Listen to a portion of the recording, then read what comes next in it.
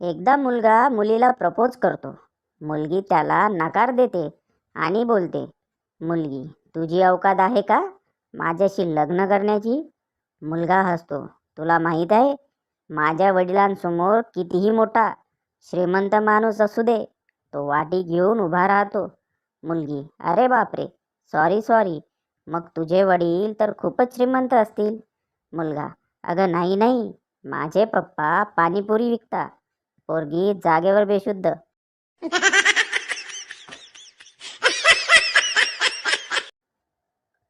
एकदा बायको खुश होऊन नवऱ्याला सांगते, बायको, अहो ऐका ना, उद्या माझी आई येते.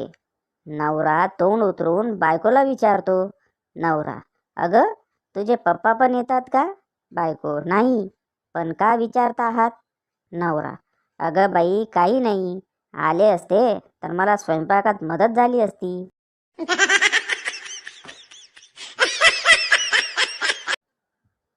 शिक्षक, गण्या, सांग बिरबल कोण होता? गण्या, शपथ नाही माहिती गुरुजी. शिक्षक, गधड्या, जर अभ्यास केला असता तर तुला नक्की माहिती पडलं असतं. गण्या, गुरुजी, तुम्हाला माहीत आहे का, रमेश, सुरेश आणि नरेश कोण आहेत ते? शिक्षक, मला नाही माहीत. गण्या, कोण आहेत ते? गण्या, कसं माहिती पडणार गुरुजी, स्वतःच्या मुलीवर लक्ष दिलं असतं तर माहिती पडलं असतं.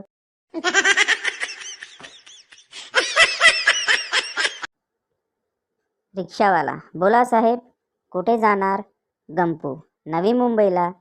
रिक्षावाला, पण साहेब कोणत्या क्लासने जायचं ते सांगा. गंपू, हां, रेल्वेतला विमानातला क्लास माहिती आहे, पण रिक्षात क्लास म्हणजे काय?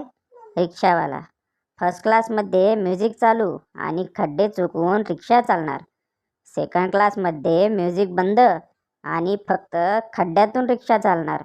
गंपू, आणि थर्ड क्लास? रिक्षावाला, थर्ड क्लासमध्ये मी मागे बसणार आणि तुम्ही रिक्षा चालवायची.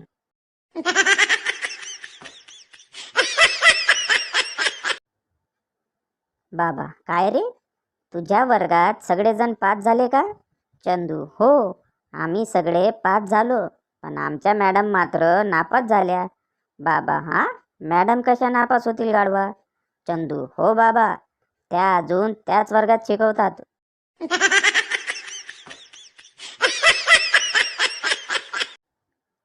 बंटी, आई, काल पप्पा कामवालीला सोफ्यावर झोपवून काय करत होते माहिती आहे का तुला? आई, आता नको सांगू, रात्री पप्पा घरी आल्यावर सांग.